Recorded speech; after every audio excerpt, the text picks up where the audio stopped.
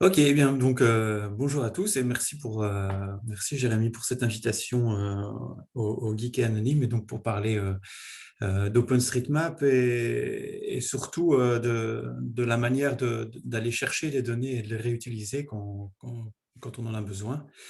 Donc je vais juste me présenter rapidement. Donc je m'appelle Julien Fastré et je travaille à Champ Libre. Champ Libre qui est une coopérative à finalité sociale et notre finalité sociale, c'est de promouvoir et développer le logiciel libre. Et donc, dans les services qu'on propose, eh bien, on fait beaucoup de développement de logiciels et en particulier sur le logiciel géographique. Ce n'est pas la seule chose qu'on fait, mais c'est quand même une très grosse partie de notre travail, c'est ce vers quoi on se spécialise. Et donc, on développe des logiciels qui ont une dimension géographique ou qui traitent d'informations géographiques. On utilise très souvent QGIS, qui est un des logiciels libres qu'on exploite le plus. On donne aussi des formations pour utiliser QGIS, mais aussi pour développer des plugins sur ce logiciel-là. Et on travaille aussi énormément avec OpenStreetMap et sa base de données. Et donc, ça va être le sujet du jour. Voilà, alors n'hésitez vraiment pas à m'interrompre et à poser des questions. J'aime bien quand il y a une salle avec laquelle répondre. Bon, c'est pas tout à fait possible pour le moment, mais pour moi, c'est vraiment très agréable. Donc, allez-y, n'hésitez pas. D'ailleurs, est-ce qu'il y a des questions à ce stade, pendant que je partage? J'imagine que non. Voilà, donc normalement, vous voyez mon écran. Juste Faites-moi dire, en fait, si. est-ce que tu vois le chat sur le côté ou bien est-ce que quand tu partages ton écran, tu ne le vois pas? Alors, quand je partage mon écran, je ne le vois pas. Ok, Non. donc il faut vraiment prendre la parole, hein. Je le dis pour tout le monde. Si vous voulez répondre, n'hésitez pas à ouvrir votre micro. Oui. Ah, je vois qu'il y a. Voilà. Euh, donc, oui, évidemment, ma présentation n'est plus au début. Donc, je vais parler aujourd'hui d'OpenStreetMap et d'Overpass, qui est une méthode pour aller faire des requêtes sur les données OpenStreetMap. Alors, je pars du principe que tout le monde ne connaît pas OpenStreetMap, donc s'il y en a qui connaissent ou qui font déjà partie de la communauté, je suis désolé, je vais peut-être enfoncer des portes ouvertes au début, parce que je vais d'abord parler de ce que c'est OpenStreetMap. C'est souvent utile parce que on n'a parfois pas connaissance de la profondeur du projet. Je vais vous parler de l'endroit où on peut trouver les données et je vais vous montrer un petit exemple pour les exploiter. Et on va voir que c'est quand même toute une machinerie pour les exploiter. Alors, pour pouvoir faire des requêtes plus facilement, il y a un utilitaire qui a été créé qui s'appelle Overpass API et c'est de ça que je vais parler. Alors, pour que je puisse en parler et présenter des requêtes, j'aurais besoin de rappeler quel est le modèle de données d'OpenStreetMap.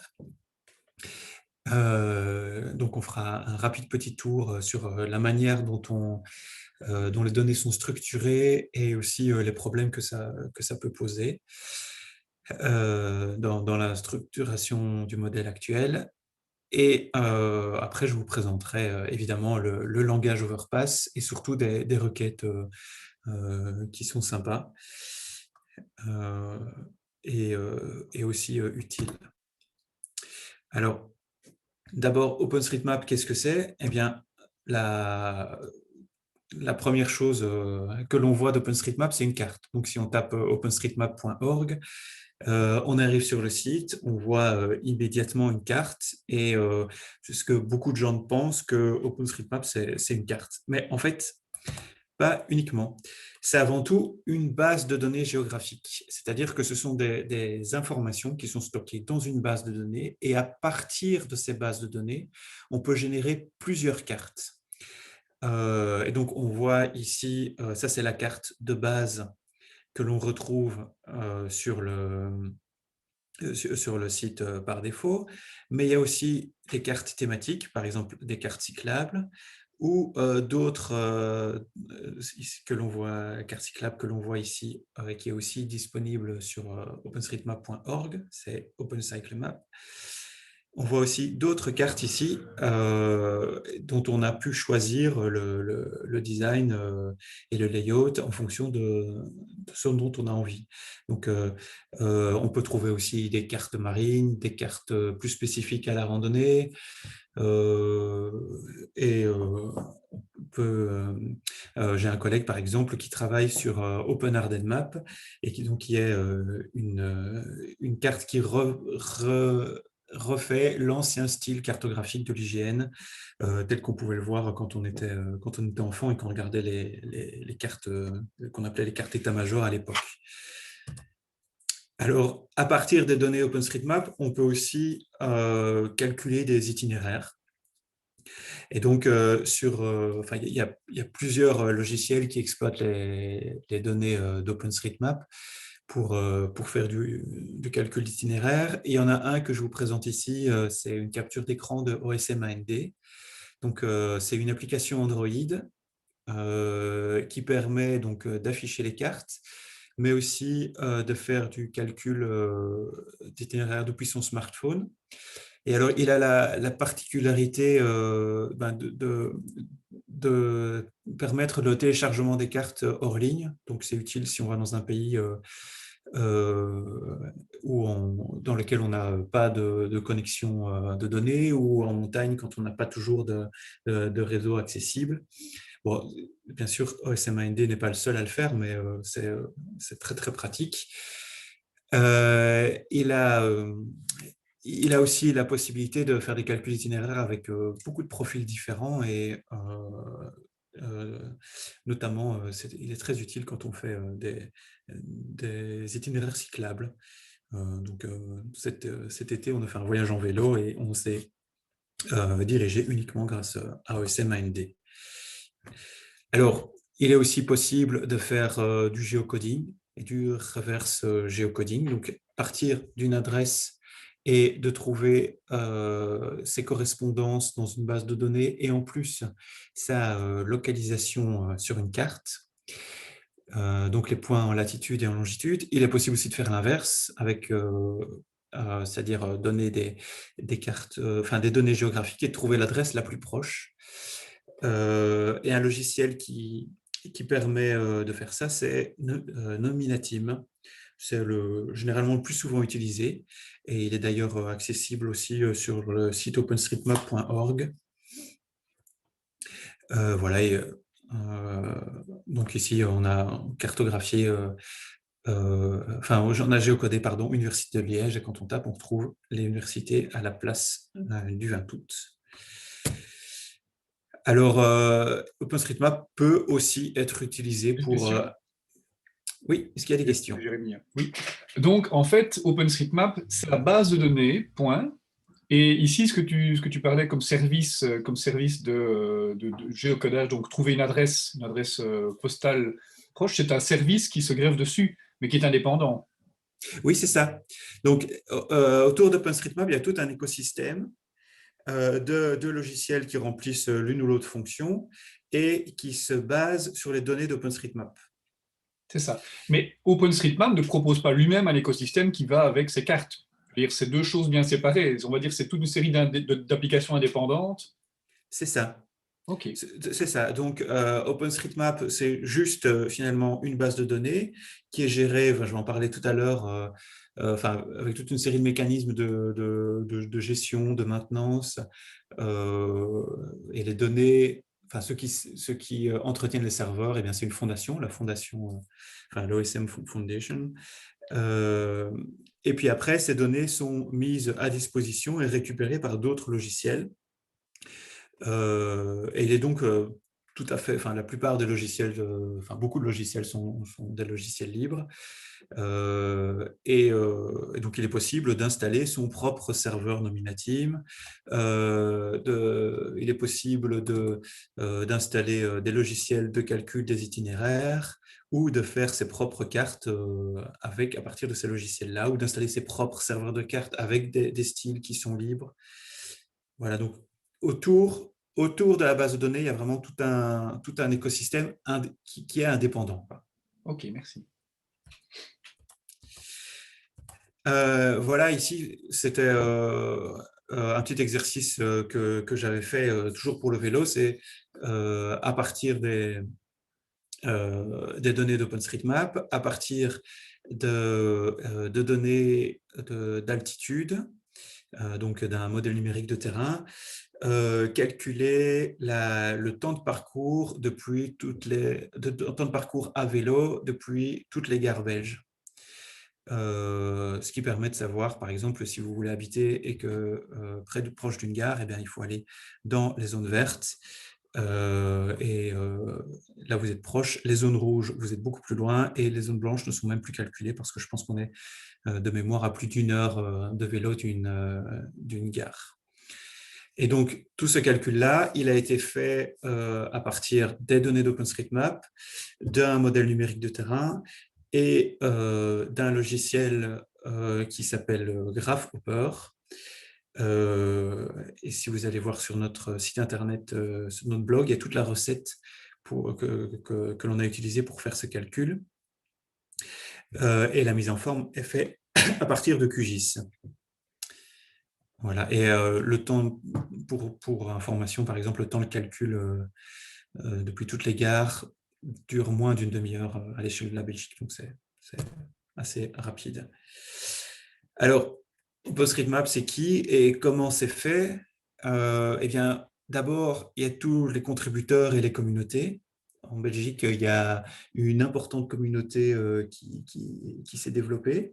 Vous voyez qu'au niveau mondial, ici, il y a des statistiques sur les utilisateurs qui sont actifs. Et au niveau mondial, une semaine normale depuis le dernier trimestre, eh bien, il y a entre 16 000 et 20 000 personnes, 20 000 utilisateurs qui modifient au moins un nœud chaque semaine dans la base de données. Donc, c'est quand même assez actif. Et donc, cette communauté repose et s'organise dans plusieurs organisations. Il y a d'abord la OSM Foundation qui, elle, est propriétaire des serveurs et gère la base de données. Donc, il y a un board qui est élu avec une rotation tous les 2 ans, si mes souvenirs sont bons. Et puis, il y a des chapitres locaux, dont un en Belgique, qui est hébergé par l'OKFN, donc Open Knowledge Foundation. Donc, juridiquement, c'est l'OKFN qui a la personnalité juridique, et toute une série de participants à la communauté OSMBE. Mais il y a d'autres organisations qui tournent autour d'OpenStreetMap, et une organisation qui est très connue, c'est l'Humanitarian OSM Team, donc HOT-OSM. Donc, ce sont des organisations humanitaires qui développent des données cartographiques dans les pays dans lesquels ils interviennent. Ces données cartographiques sont basées sur OpenStreetMap. Et donc, vous pouvez voir dans leurs outils, il y a très souvent des appels à contribution, ou à partir de données qu'ils ont obtenues sur le terrain, ils demandent à des personnes de cartographier, enfin de venir enrichir la carte dans les endroits où ils interviennent. C'est souvent utilisé, par exemple, aussi en cas de crise, par exemple s'il y a un tremblement de terre au Népal ou dans d'autres pays. pour lequel il y a besoin de refaire des cartes rapidement, eh bien, il y a une mobilisation de la communauté qui peut être assez forte dans ces moments-là, et c'est assez amusant à faire, mais il y a toujours un travail de fond, parce qu'il y a toujours besoin de cartographie, notamment pour des campagnes de vaccination, etc.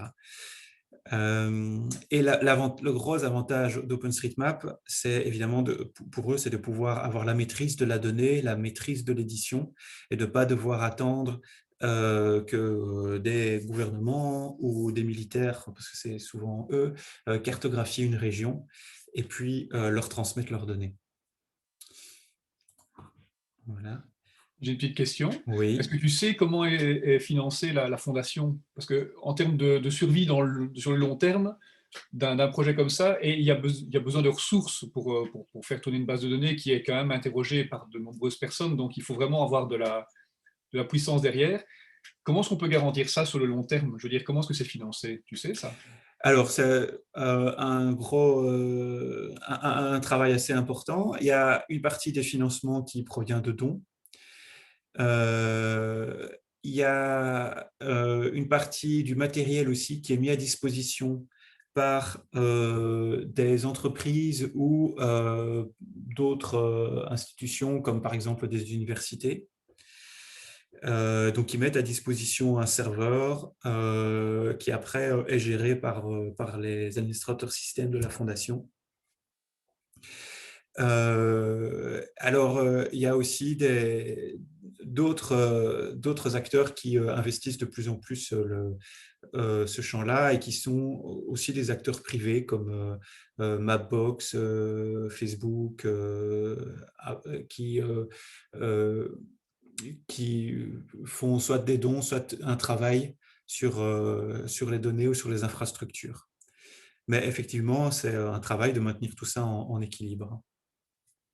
Ok, ça Voilà, ça c'est pour ce que j'en sais. Merci.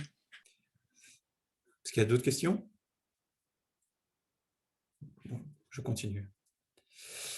Alors, il y a plusieurs outils de coordination pour gérer le projet.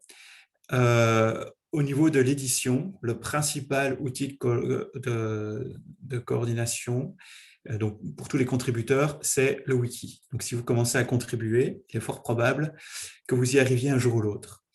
Et donc, le wiki contient toute une série d'informations sur la manière d'utiliser OpenStreetMap, la manière de contribuer, et va par exemple définir toutes les clés à utiliser lorsque l'on contribue à la cartographie. Et donc, vous voyez ici, par exemple, il y a une page, j'étais sur la page pour les restaurants, avec toute une série d'indications sur comment un contributeur peut indiquer qu'il y a un restaurant à cet endroit sur la carte. Il y a évidemment aussi toute une série d'outils qui permettent de savoir tous les événements qui ont lieu actuellement dans la communauté de par le monde. Voilà, ça c'est le wiki. Le wiki permet aussi d'introduire des nouveaux tags, enfin des nouvelles clés, système de clés valeurs, mais je vais en parler plus tard. Il y a aussi des échanges de mailing list, des votes qui permettent des procédures de vote qui permettent de départager d'un choix à certains moments. Ce qui est de plus en plus aussi utilisé, ce sont les systèmes de messagerie. En Belgique, par exemple, il y a le Salon Matrix, Salon SMBE, qui est très actif. Et voilà, s'il y a des questions à poser, je pense que là, il y a toujours des gens qui sont présents, et vous avez rapidement une réponse. Pour éditer les données, il y a toute une série d'outils. Des outils comme ID, un éditeur en ligne que je vous présenterai tout à l'heure. Il y a un éditeur qui est plus professionnel, qui s'installe sur son poste de travail, qui est JOSM. Il y a aussi d'autres qui sont plus confidentiels. Alors, si par exemple vous voulez bien vous amuser, il y a une application qui s'appelle Street Complete, sur Android qui permet, enfin, qui gamifie la contribution. Et donc, ça vous trouve des défis autour de chez vous. Par exemple, aller voir à telle rue pour indiquer le revêtement de la rue, aller trouver tel commerce pour voir s'il est accessible aux personnes handicapées, etc., etc. C'est assez amusant de se balader en ville et de voir tous les, enfin de compléter la carte en faisant des défis, en s'amusant. Il y a des outils de qualité des données. Par exemple, ici, osmose.openstreetmap.fr, qui permet de voir, bon, c'est un petit peu loin chargé, qui permet de voir tous les problèmes que l'on peut repérer sur la carte avec des analyses qui sont effectuées régulièrement. Et donc, par exemple, ici, on peut voir, ça vérifie que tous les polygones sont valides. Ça fait, si, par exemple, il y a plusieurs bâtiments qui se recouvrent, ben, ça veut dire qu'il y a probablement une erreur sur la carte et donc ça génère une alerte. Des attributs qui manqueraient sur certaines rues. Et donc, tous ces outils-là eh bien, permettent voilà, on voit ici quelques alertes. Et donc, par exemple, ici, on a l'attribut name qui pose un problème, par exemple. Et donc, ça propose d'aller voir ce qui se passe là ou d'indiquer ici, par exemple, le nom contient des majuscules. Bon, ici, c'est rayon 9, c'est tout à fait normal. Il y a aussi des faux positifs. Mais donc, ça permet en permanence d'améliorer la qualité des données. Voilà, il y a d'autres outils comme OSM Inspector, etc. Alors, à peu près n'importe qui peut modifier la carte. Donc, ici, il y a une petite présentation de la manière dont on édite un nœud. Et vous voyez qu'en fait, il suffit d'être connecté et puis voilà, on clique sur la carte pour dessiner un bâtiment. Et puis, dans l'éditeur ID, ici, on choisit, on sélectionne le bâtiment. Et voilà, on a indiqué que c'était un bâtiment. Il n'y a plus qu'ici à sauver pour envoyer les données sur la base de données. Voilà, la plupart du temps, c'est ce que font les utilisateurs quand ils commencent OpenStreetMap, c'est d'aller dessiner leur maison si elle n'y est pas déjà. Et donc, généralement, on commence par dessiner un building, comme c'est le cas ici. Vous voyez aussi qu'il y a toute une série de fonds de plan qui ont été rendus disponibles. Ici, Bing a rendu son fond de carte disponible. Et dans d'autres éditeurs comme GeoSM, il est possible très facilement d'éditer à partir des orthophotos de la région Wallonne, par exemple, qui sont intégrés nativement et en un clic, on peut avoir le fond de carte des dernières orthophotos et donc avoir une source de données qui est vraiment très récente et très fiable. Voilà. Je ne sais pas s'il y a des questions. Oui. Est-ce qu'on peut effacer aussi les données? Alors, on peut les effacer. Donc, on peut enlever un objet de la base de données, on peut le supprimer, mais il est toujours présent dans l'historique. Donc, il y a l'historique complet des données sont enregistrées. Okay, ça va. C'est comme dans Wikipédia, c'est-à-dire qu'on est capable de savoir qui a édité quoi et quand. Et donc, chaque nœud, chaque polygone peut être retracé et des changements peuvent être, un revert peut être fait sur les changements, même si ce n'est pas tout à fait le plus facile à faire, mais il y a cette possibilité-là. Et au point de vue de la cartographie, est-ce qu'il y a aussi du 3D qui est possible ou pas? Je pose la question parce que dans Google Maps, typiquement, tu as des bâtiments qui apparaissent en 3D. Oui. Alors, le modèle de données est en 2D. Ce qui existe, donc OpenStreetMap lui-même ne permet pas de faire de la 3D. Ce qui est très souvent, ce qui est souvent utilisé, c'est que dans le modèle de données, on utilise une étiquette pour indiquer la hauteur d'un bâtiment ou le nombre d'étages d'un bâtiment. Donc, ça permet, et parfois même la forme du toit, etc. Ça permet donc d'avoir des indications sur la forme, mais bon, c'est pas de la 3D parfaite, loin de là. C'est parfois couplé aussi avec un modèle numérique de surface. Donc, on peut imaginer qu'une surface, enfin, qu'un bâtiment aura telle hauteur, etc. Mais clairement, là, c'est pas, enfin, c'est vraiment pas parfait comme manière de faire. Voilà. Et la topo n'est pas intégrée non plus. En fait, sur l'exercice que tu avais fait avec le vélo, les données d'altitude, en fait, tu les avais d'après une autre carte, en fait. C'est ça? C'est ça, d'après un modèle numérique de surface externe. Ok, ça va. Voilà. Et qui, lui, en fait, recouvre, enfin, calcule l'élévation et le fait en vélo qu'il va falloir monter un chemin ou descendre un chemin à partir en traçant le chemin sur le MNT Oui. et en voyant les différentes altitudes. Ok. Alors, OpenStreetMap est sous licence ODBL, donc la licence Open Database, et donc on est libre de partager la base de données, de créer des œuvres à partir des données et adapter ou modifier la base de données à partir du moment où donc les contraintes, c'est de citer les auteurs, d'avoir, si on partage la base de données, alors il faut pouvoir, la version partagée doit être sous licence compatible et sans restriction technique.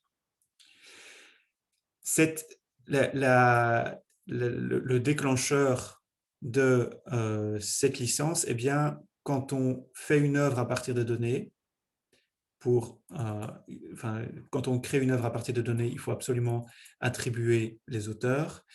Et quand le fait de redistribuer une base de données adaptée ne déclenche quand on adapte ou on modifie la base de données.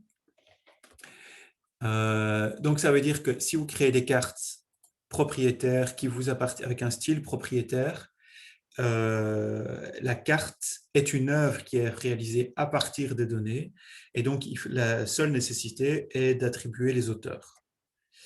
Idem si vous faites une analyse à partir des données, la seule obligation est d'attribuer les auteurs, donc de mettre copyright, OpenStreetMap, contributor, et c'est suffisant. Et donc ça veut dire que toutes les œuvres qui sont créées à partir de la base de données peuvent être distribuées sous une licence plus restrictive aux propriétaires. Par exemple, Google Maps pourrait dire régulièrement se synchroniser avec OpenStreetMap pour aller prendre les informations. Alors, s'ils enrichissent leur propre base de données, donc la base de données de Google Maps avec les données d'OpenStreetMap, ils sont obligés de redistribuer leur base de données OpenStreetMap, leur base de données Google Maps sous une licence compatible et sans DRM. Pour ça, ils ne le font pas. C'est pour ça qu'ils ne D'accord, ok, vont c'est pas ça. pomper dans les Donc à données. ce moment-là, ce serait considéré comme étant le fait d'intégrer les données dans leur base de données serait considéré comme étant une adaptation en fait. Ouais. Oui, c'est ça. C'est une adaptation, une modification de la base de données. Ok, ça va. Ouais. Mais s'ils faisaient par exemple un fond de carte complètement différent de leurs données,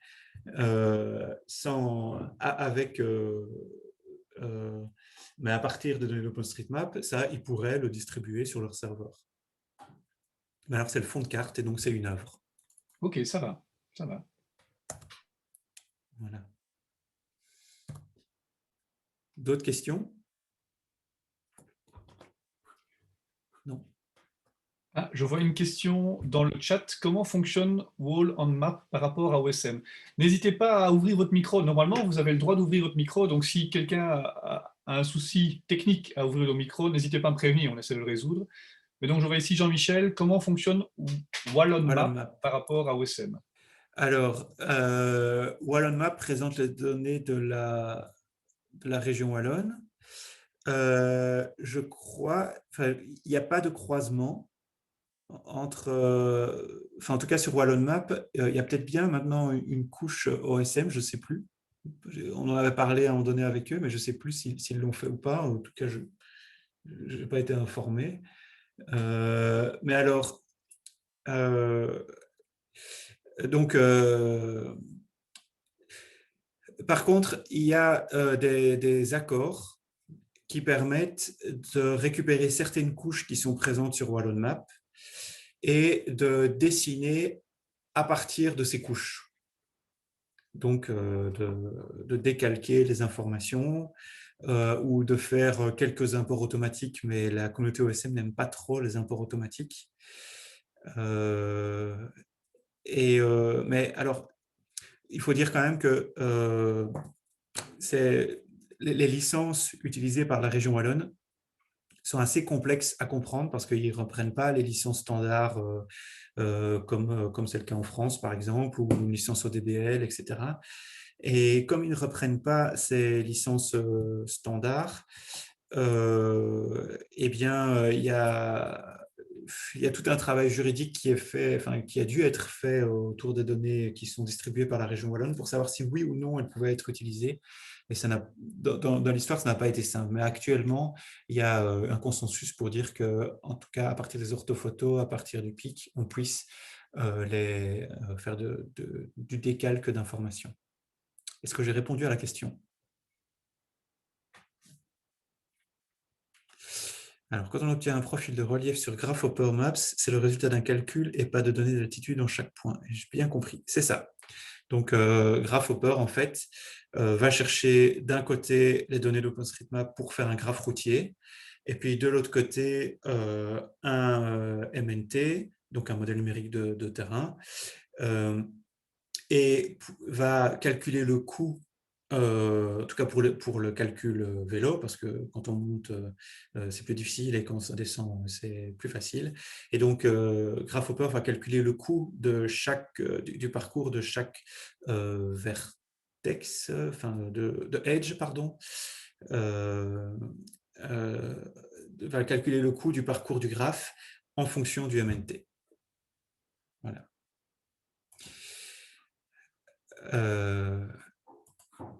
Alors, attendez, je dois faire réduire le chat. Voilà. Alors, si on veut récupérer les données d'OpenStreetMap, d'abord, il faut savoir que c'est un certain volume. Donc ici, j'ai démarré une petite application qui permet de voir en direct toutes les modifications qui sont faites. Et vous voyez que chaque minute, il peut y avoir plusieurs dizaines de changements qui sont faits. Ici, on voit par exemple un changement qui est fait en Biélorussie. C'est assez hypnotisant comme outil, ça s'appelle live.openstreetmap.fr. Et vous voyez qu'il y a un grand nombre de modifications qui sont faites chaque jour. D'ailleurs, quand on sert des tuiles OpenStreetMap, le plus grand défi, en fait, c'est de parvenir à maintenir la base de données à jour. Ça prend à peu près 80% du temps de serveur, c'est recalculer la base de données, la mettre à jour et puis invalider toutes les données qui sont en cache. Alors, pour obtenir les données, il est possible de les avoir brutes, donc ce qu'on appelle le fichier planet.osm. Et vous voyez ici, chaque semaine, il y a un dump complet du fichier qui est fait dans un format XML et dans un format PBF, donc Protocol Buffer Format. Donc, le dump complet fait actuellement 100 gigas. Donc, il est possible de le télécharger aussi avec un torrent. Ou la version PBF est 56 gigas. Il est possible également d'avoir accès à tous les changements de la semaine dernière.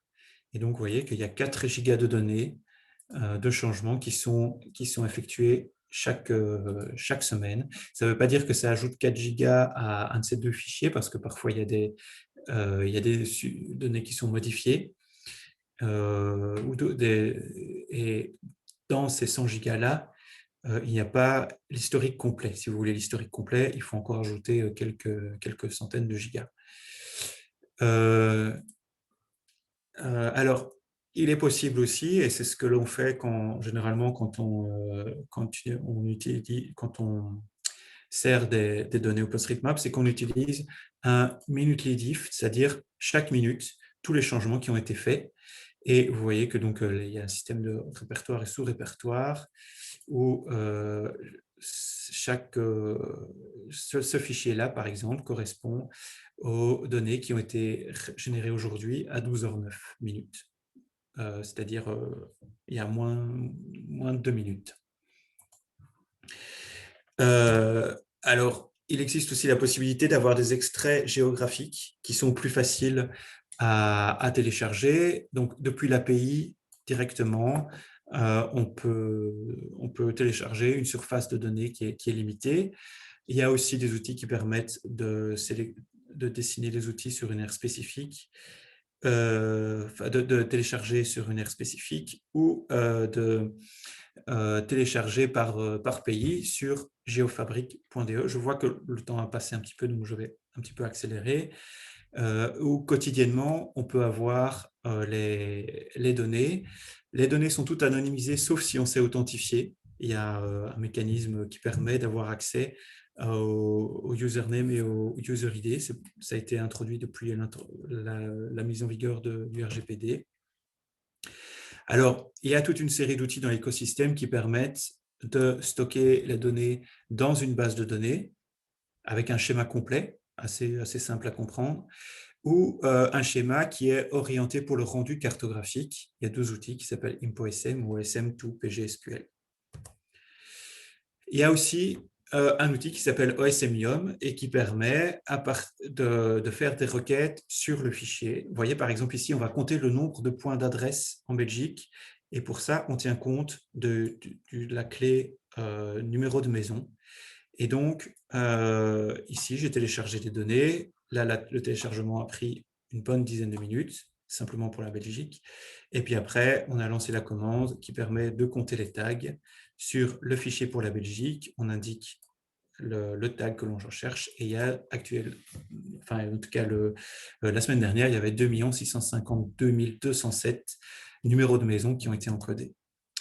Mais vous voyez que c'est quand même un gros volume de données. Réaliser des scripts, c'est quand même relativement complexe.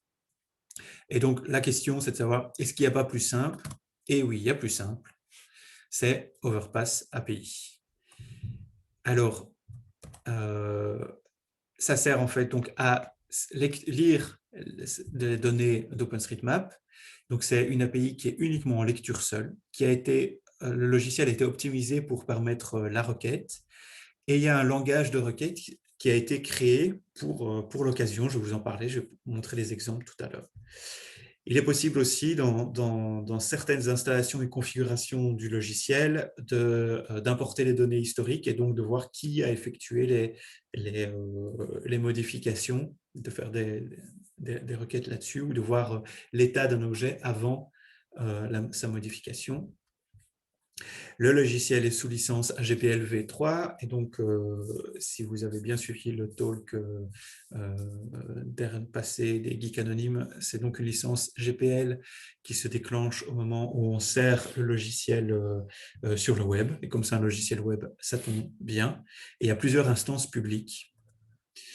Alors, il y a donc 2 langages, un qui est en XML, je ne vais quasiment pas en parler, un autre qui est dans un petit langage procédural et impératif qui s'appelle Overpass QL, QL pour Query Language. Et voilà, ça c'est un exemple, par exemple, où on formate la sortie en JSON, on dit que la requête peut durer 900 secondes, et on cherche d'abord une aire de recherche qui s'appelle Liège, donc c'est un peu près de chez nous. On le stocke dans une variable qui s'appelle SA pour Search Area, et puis on cherche tous les nœuds et chemins qui représentent un restaurant, et là on a utilisé les tags du restaurant, et on spécie que c'est à l'intérieur de cette aire de recherche, et puis on déclenche la sortie. Et les résultats sont en JSON et donc peuvent être consommés par une application très facilement. Vous voyez qu'ici, donc, il y a tous les restaurants.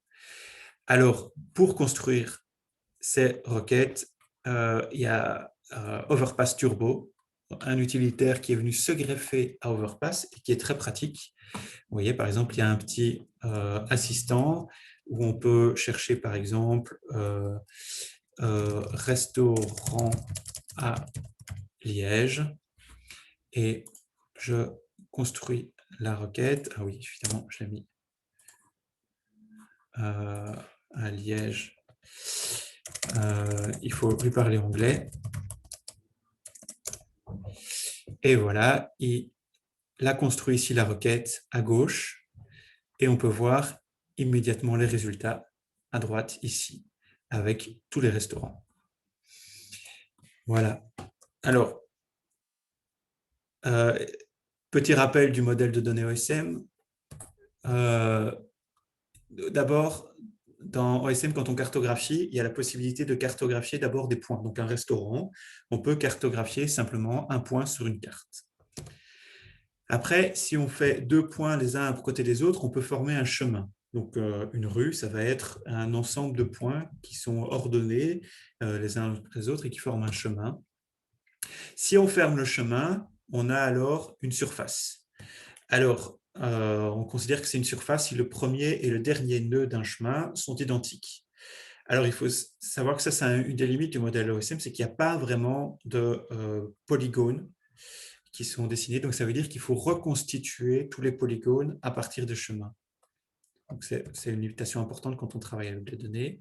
Il est possible aussi de créer des relations. Ça, c'est utilisé, par exemple, pour des itinéraires vélo, des itinéraires de bus, ou pour indiquer que, par exemple, à un arrêt de bus, il y a une plateforme d'attente, un point d'arrêt, etc. Une autre possibilité Question. Pour les d'utilisation, polygones, en fait, on doit lire tous les nœuds pour vérifier et voir leur chemin, leur lien entre eux pour vérifier si on a un polygone, en fait, en vrai. c'est Il n'y a ça. En pas, tout cas, il y a pas un truc qui permet d'identifier un moment dans la base de données, en fait. non. Il faut regarder la liste des nœuds et voir si l'identifiant du premier nœud est égal à l'identifiant du dernier nœud. C'est l'algorithme.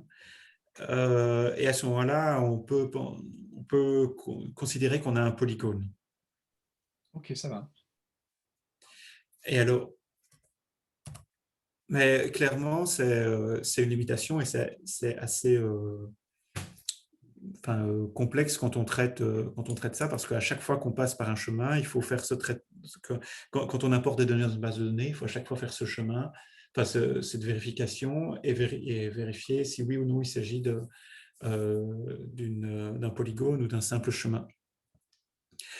Alors, chaque objet a des attributs qui vont décrire ce que le point, le chemin, la relation ou ce que ça représente.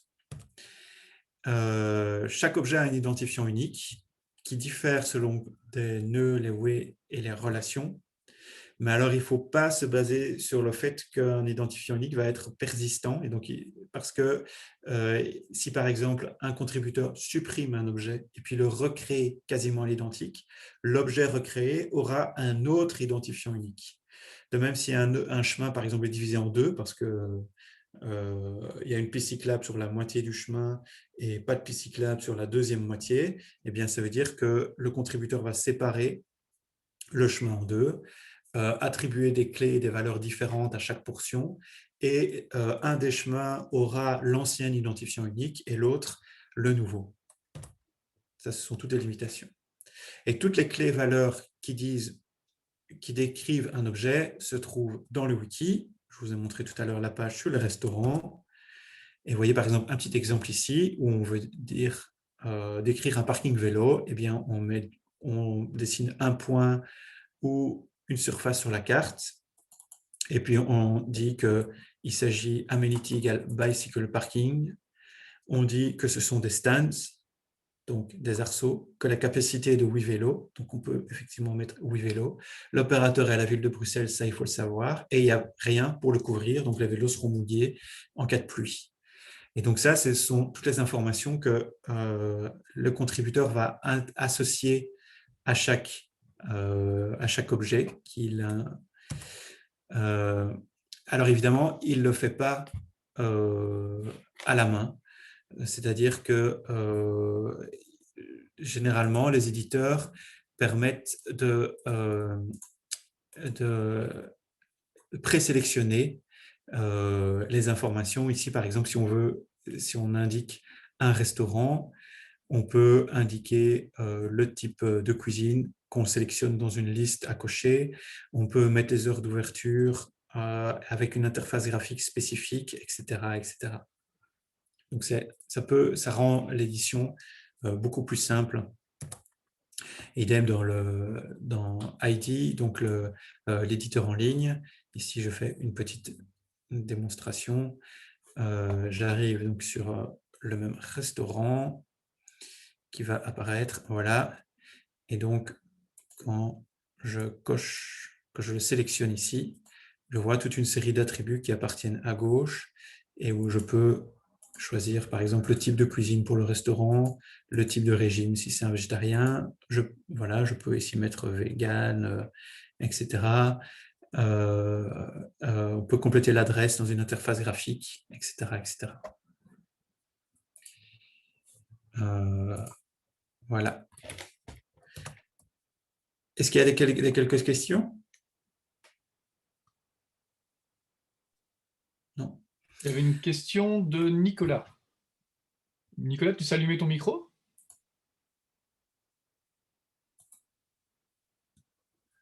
Concernant Trop la norme. tard, ce sera pour après, si Julien n'en parle pas. Il y avait un message avant. C'est assez éloigné de la norme GIS, non? Enfin, GIS. Ah oui, tout à fait. C'est effectivement très éloigné des standards de l'EGC. Voilà. Alors, pour effectuer des requêtes, donc il y a un petit langage qui s'appelle donc OverPassQL. Et vous voyez, par exemple, ici, on peut tester une première forme de requête, c'est tester avec l'identifiant unique de l'objet. Donc ici, je veux télécharger, faire une requête sur la relation REL, sur la relation qui a pour objet, enfin pour numéro 137 63 43. Je l'exécute et je vois ici apparaître les bâtiments de l'Université de Liège, là, dans WordPass Turbo, qui est l'interface graphique. On peut aussi récupérer les données brutes pour ceux qui veulent les consommer dans une application. Voilà. Alors, on peut sélectionner donc les chemins avec leur identifiant unique, les nœuds ou les relations. On peut sélectionner aussi tous les nœuds qui sont à l'intérieur d'une boîte. Donc, on appelle ça une B-box. Et donc, il suffit d'aller voir la documentation, la fonction qui va bien. Ici, c'est pour récupérer tous les nœuds qui sont entre ces coordonnées géographiques-là, qui sont exprimées en latitude, longitude, en WGS 84. Alors, petit truc aussi, il y a un super chouette outil qui s'appelle B-Box Finder qui permet de dessiner sur une carte les B-Box. Et ça peut vous faire gagner un temps précieux si vous avez ce besoin-là. La box, c'est un Oui, rectangle, pas. Enfin, je veux dire, un rectangle. Ça oui, ne tout à peut pas fait. être une forme complexe, il ne peut pas y avoir plus que 4 points, quoi, je veux dire. Alors, dans le langage, je n'en parle pas ici, mais dans le langage, il est possible de faire une forme complexe. Ici, j'en parle par B-Box parce que souvent, c'est utilisé. Mais là où ça commence à devenir vraiment très, très intéressant, c'est quand on peut sélectionner par des clés et des valeurs. Et donc ici, par exemple, c'est notre fameuse requête où on veut sélectionner tous les objets qui sont des restaurants. Alors, on sélectionne ici, à la main, tous les nœuds qui ont le tag, les clés amenity égale restaurant à l'intérieur de l'aire de recherche et tous les chemins qui sont des restaurants. Et donc ça, la parenthèse dans le langage permet de faire une union. On peut aussi, il y a des fonctions qui ont été ajoutées récemment qui permettent, si on fait NW, on va sélectionner par exemple tous les nœuds et le chemin, NR tous les nœuds et les relations. WR, c'est la fonction qui va appeler tous les chemins et relations. Et NWR, c'est les 3. Remarquez qu'il aurait été tout à fait possible, et je pense que je vais vous montrer un exemple plus tard, de sélectionner d'abord tous les restaurants et puis, par exemple, tous les parkings vélos, par exemple, et faire l'union des deux. Je ne sais pas si ça aurait un intérêt, mais c'est tout à fait possible. Alors, on peut sélectionner évidemment Highway est la clé qui permet d'indiquer des chemins. Et donc, on peut sélectionner tous les chemins qui sont des chemins piétons ici. Ces deux formes-là sont équivalentes. Les deux premières formes ici.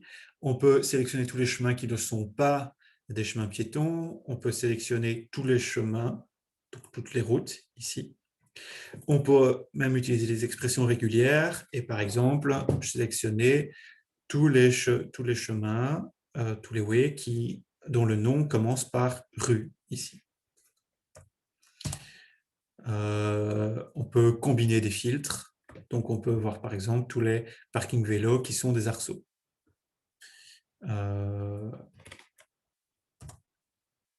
Alors, il existe des aires préenregistrées comme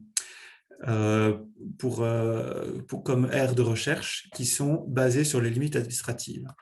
Donc, ça veut dire qu'avec la fonction geocode area ici, on cherche dans Liège, dans nominatim, ça nous renvoie un identifiant unique, qui est ici la ville de Liège, et qui sera notre aire de recherche que l'on peut réutiliser plus tard. Je vous l'ai montré dans des exemples.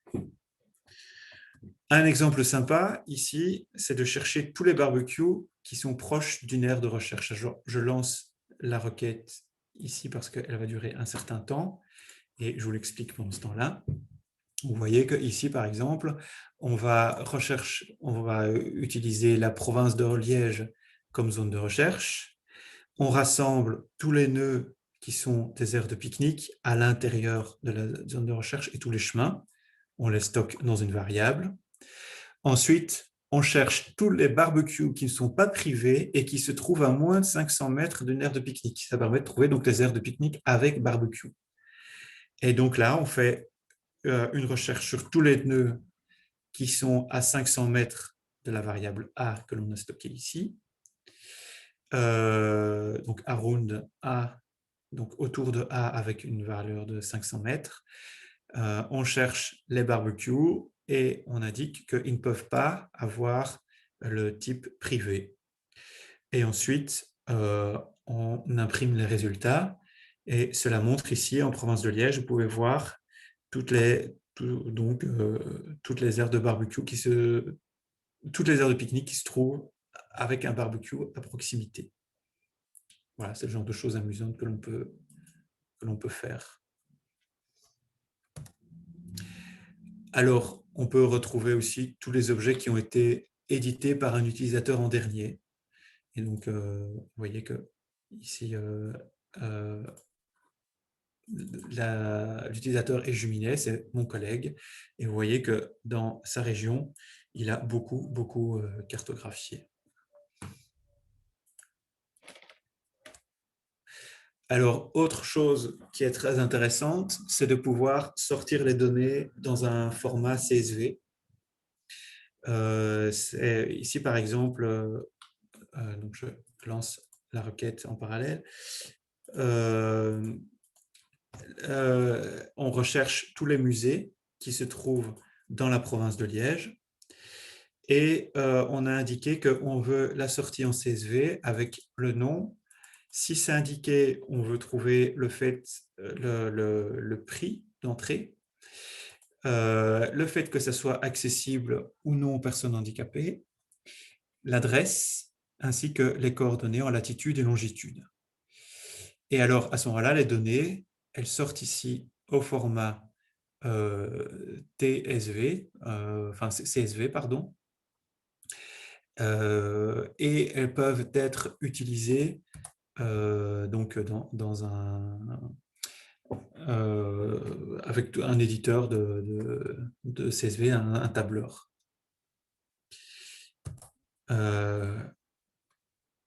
Voilà. Autre chose qui est utile, c'est d'indiquer le style sur, sur, une, euh, sur une requête. Alors, dans le style, ça inclut aussi, comme on va le voir, voilà, ici, de pouvoir mettre une petite boîte avec du texte.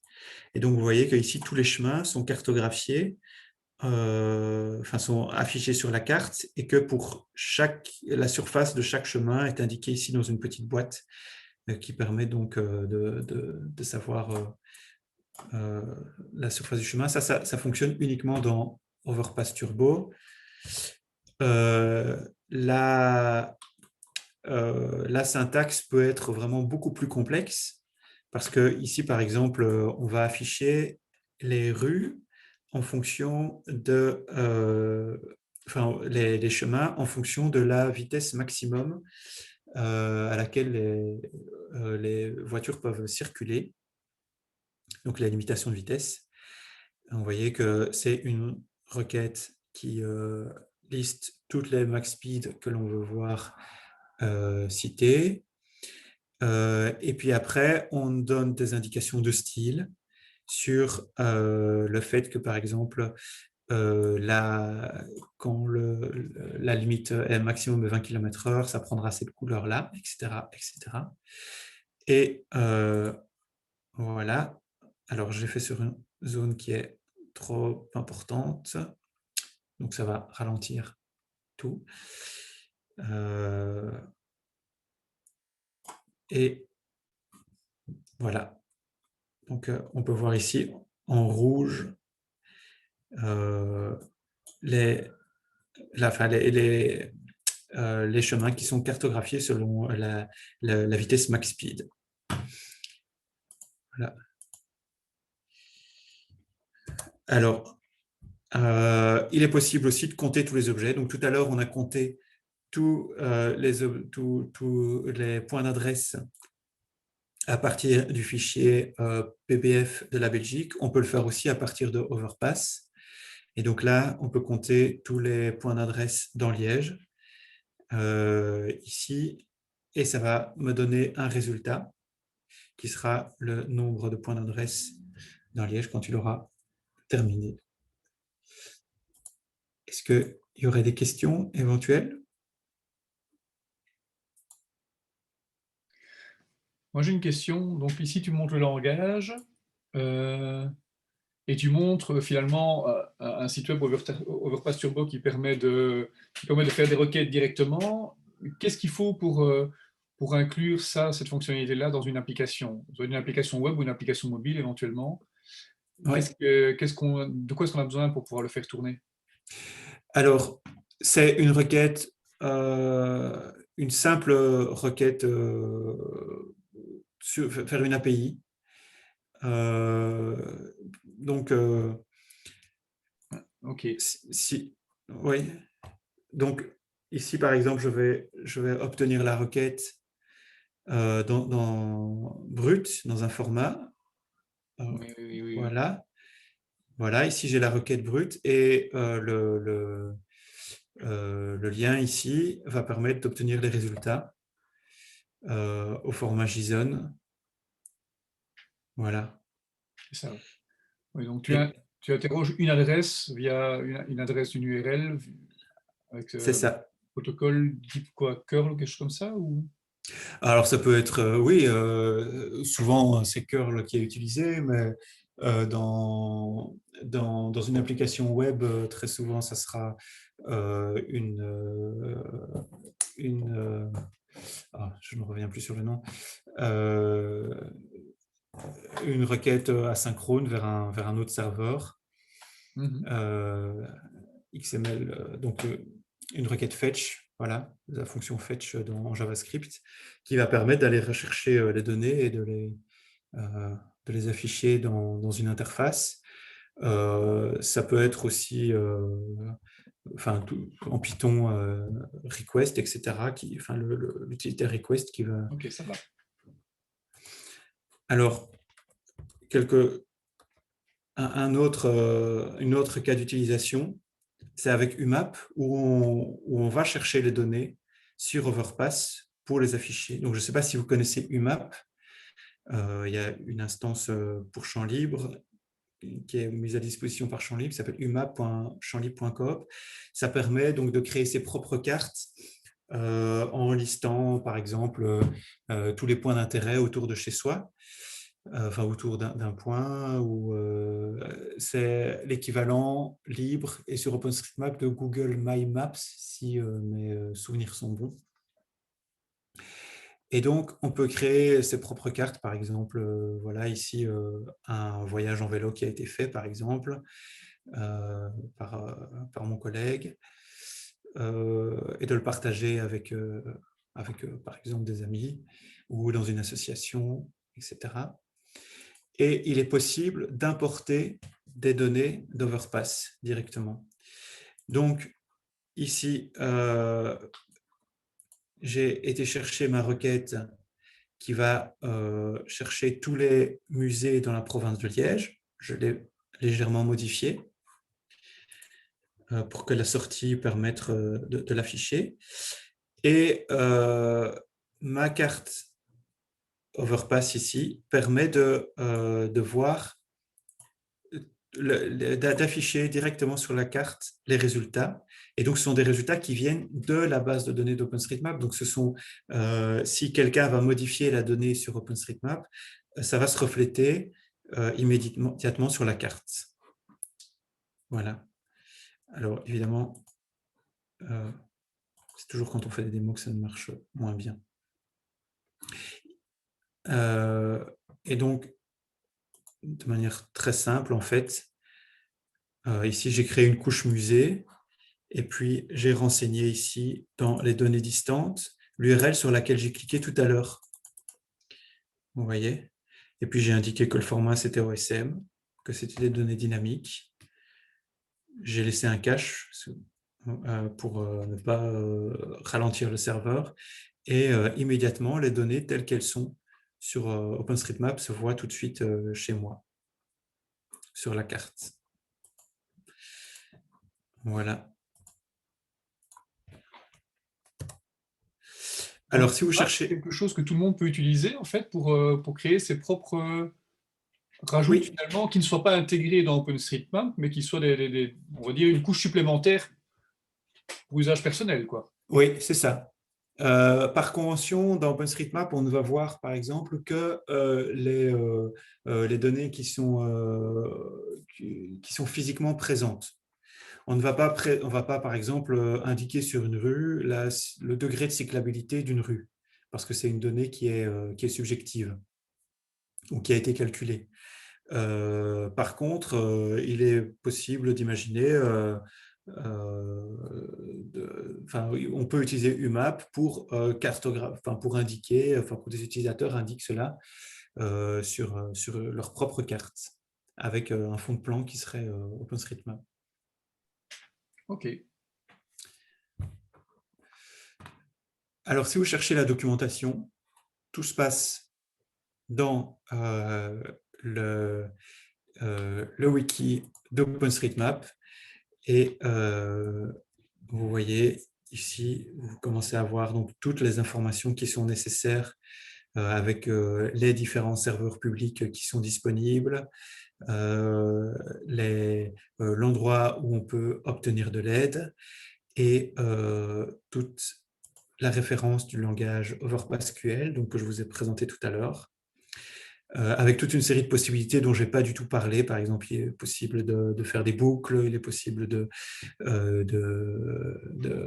d'évaluer des conditions, d'agréger les données avec des minimums et maximums, etc.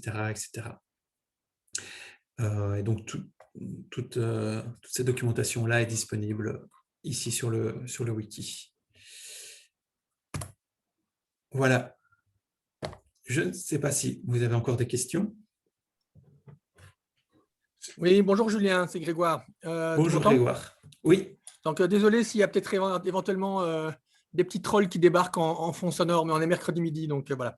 Oui. J'avais une question, donc si j'ai bien compris, dans le modèle d'OSM, il y a donc des nœuds, des chemins et des surfaces. Oui. Du coup, comment est-ce qu'il gère les limites territoriales? Parce que moi, ce qui m'intéresse, c'est d'avoir, par exemple, la carte de Belgique avec la limite des communes et éventuellement la limite des villages. Comment est-ce que c'est encodé et est-ce qu'on peut les retrouver? Alors oui, c'est encodé et c'est encodé sous forme de multipolygone. Donc c'est en fait une relation qui associe plusieurs chemins. Et tout cela est assez bien documenté. Donc si on... alors... donc, il y a des extractions qui sont faites à partir de ces polygones. Et alors, je crois que une bonne point d'entrée, c'est d'aller voir sur le Wiki Project Belgium. Il y a une section, si je ne me trompe pas, qui est dédiée à la liste des communes avec un lien vers la relation de chaque... qui détermine en tout cas la limite géographique de chaque commune.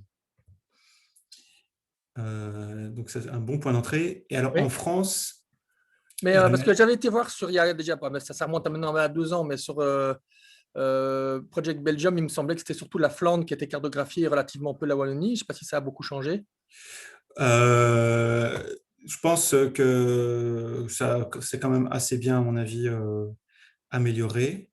Maintenant, la difficulté ici, c'est d'obtenir des sources de données qui sont fiables, c'est-à-dire que la seule donnée ouverte la seule donnée que j'ai eue à manipuler sur la limite géographique était celle de l'IGN et qu'elle n'est pas distribuée sous licence libre.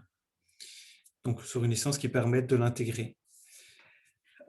Et donc, ça veut dire qu'il faut trouver d'autres sources de données ou des contributeurs locaux qui vont cartographier selon leur propre connaissance des limites géographiques de leur commune. Voilà. Et donc, c'est vrai que c'est une donnée qui est assez complexe à obtenir. Si on avait des données ouvertes, ça serait beaucoup plus pratique, évidemment. Mais oui, parce que j'avais vu sur le portail de Wallonie qu'il y avait certaines provinces. Je pense que la province de Namur a fait, par exemple, la délimitation territoriale de tous les villages, mais ce n'est qu'une province, ça n'est pas à l'échelle du pays. Il n'y a donc manifestement pas de consensus national. Donc oui, voilà. Donc tu confirmes que ça reste quand même une donnée relativement complexe à obtenir via OSM. Et si c'est déjà compliqué pour les communes, j'imagine que ça va être encore plus pour les limites des villages. Oui, oui, oui. J'ai fait une carte récemment avec les limites des villages et enfin, des quartiers dans Liège et c'était assez compliqué à obtenir. Ok. Merci à toi. De rien.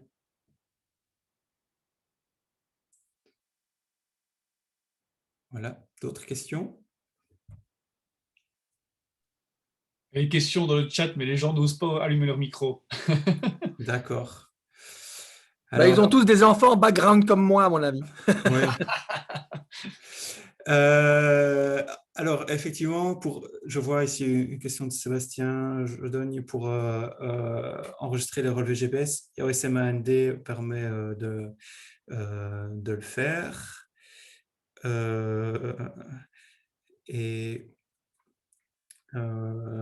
Alors, il y a aussi d'autres, enfin, pas mal d'applications. Une que j'ai déjà manipulée est GeoPaparazzi aussi, qui permet de dessiner dans toute une série de points sur la carte et qui est vraiment bien faite. GeoPaparazzi, c'est ça que tu dis? Oui. Okay. Bon, ça fait un petit moment que je ne l'ai plus utilisé, mais ça faisait vraiment un boulot agréable. Alors, Overpass Turbo est-il soutenu financièrement par la fondation OSM? Je n'en sais rien. Je pense que ce sont des contributions. Alors, des contributions qui ne sont pas liées à la fondation OSM. Mais je ne suis pas certain. Je pense que il y a toute une communauté qui développe et à mon avis, il doit y avoir, ça doit être plutôt sur le modèle de 1 ou 2 mainteneurs. Et à mon avis, il est fort probable qu'un ou deux mainteneurs soient employé par une entreprise qui travaille beaucoup avec des données OSM. À mon avis, ça doit être du côté de Géofabrique. Mais voilà.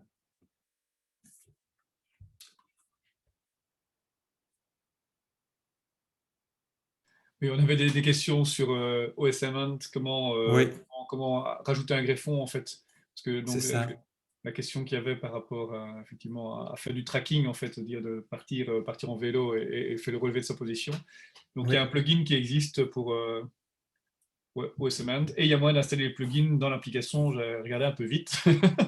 Donc c'est assez facile manifestement. Tu as une sorte, tu accèdes à une série de plugins qui sont directement accessibles dans l'application que tu peux installer c'est manifestement. ça. Alors, enfin, pour le tracking GPS avec OSM AND, il faut savoir que quand on met enfin, petit truc technique, parce que ça m'est arrivé, quand on met le mode économie de batterie et que le téléphone va en veille, ce qui est quand même assez fréquent, eh bien le GPS s'arrête et donc on perd sa trace. Donc il ne faut pas activer le mode économie de batterie.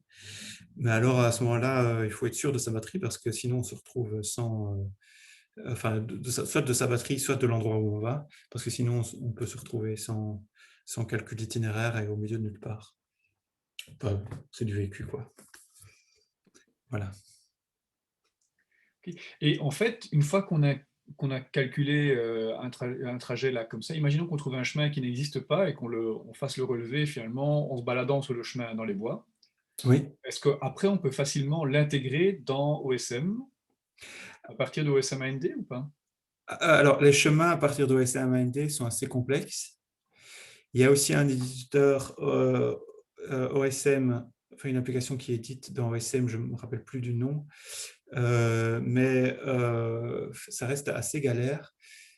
Ce qui est enfin, ce que moi je fais généralement, c'est enregistrer une trace GPX quand on parcourt le chemin pour pouvoir après la retrouver, la visualiser dans un éditeur sur mon PC et la dessiner à partir de la trace GPX.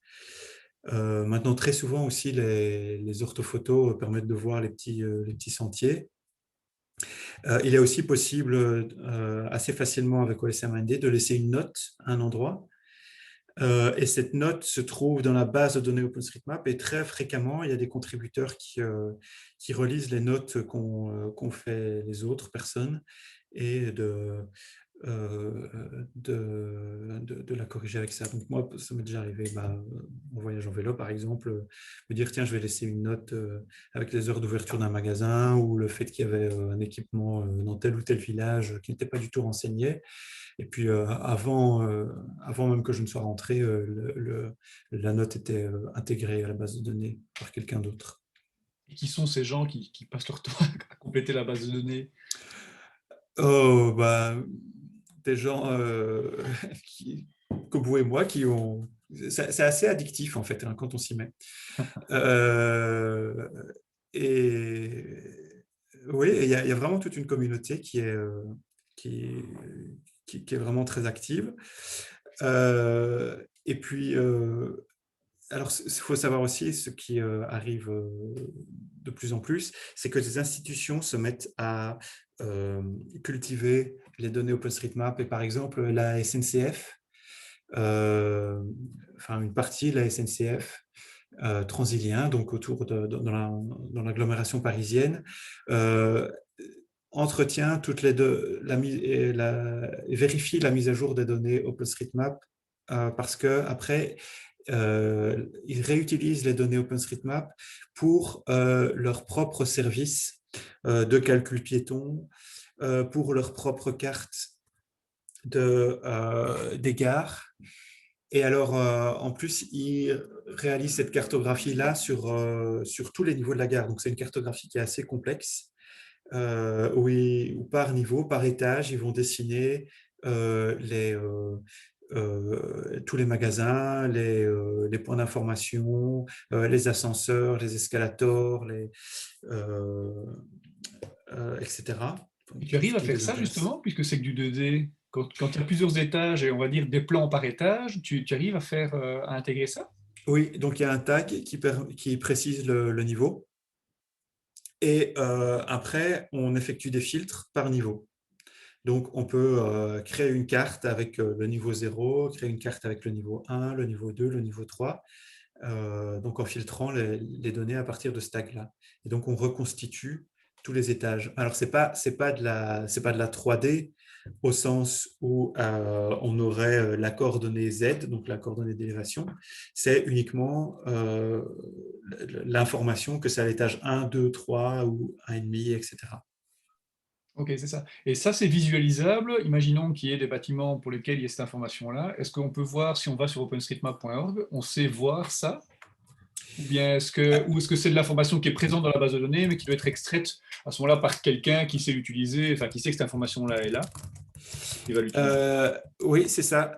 Donc, la carte de base OpenStreetMap ne le permet pas, mais il y a des fonds de cartes dédiés qui le permettent, qui exploitent ces données-là.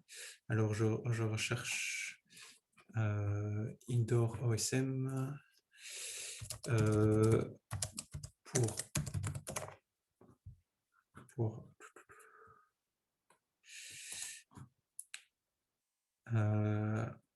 voilà. Donc, je ne sais pas s'il y a... je dois repartager mon écran. Oui, de fait, là, on est juste en vidéo. En fait, on a juste la vidéo. Oui. Et je ne sais pas s'il y a des bâtiments à cet endroit-là. Je vais aller voir les gares à Paris, vu que je sais qu'il y en a. Donc, Paris. Gare du Nord. Voilà.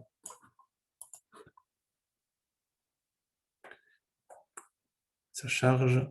Je ne vais peut-être pas zoomer assez.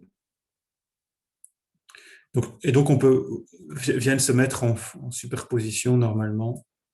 Ça ne marche pas. Les différents étages. Je n'avais pas préparé ça. Donc. Oui, mais je vois le principe en fait. Oui. Il faut avoir à ce moment-là un service dédié qui va aller chercher cette information-là. C'est pas présent. Enfin, si, c'est dans la base de données, mais ce n'est pas sur la OpenStreetMaps. Tu n'as pas cette fonctionnalité-là de pouvoir décomposer par étage, en fait. Voilà, c'est ça. Dans la carte de démonstration d'OpenStreetMap, ça n'est pas le cas. Donc, il faut créer une carte spécifique en créant ses propres couches qui discriminent en fonction du numéro de l'étage. Ok, nickel.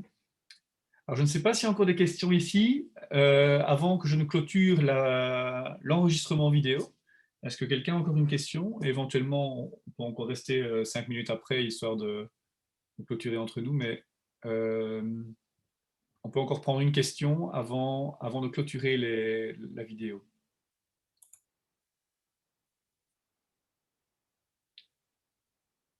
Okay, je ne vois pas de question qui vient. Donc, je vais clôturer l'enregistrement. Merci Julien pour cet exposé qui est super intéressant. Franchement, ça donne envie de s'y mettre. Je peux comprendre que ce soit addictif aussi de contribuer à la carte, honnêtement. Ça me donne envie de prendre Street Complete. C'est ça dont tu avais parlé. Oui, c'est très, ouais. très amusant. Ouais. Voilà. Et donc, et merci à tous d'avoir participé et vous retrouverez l'enregistrement de la vidéo sur YouTube. Merci. Merci.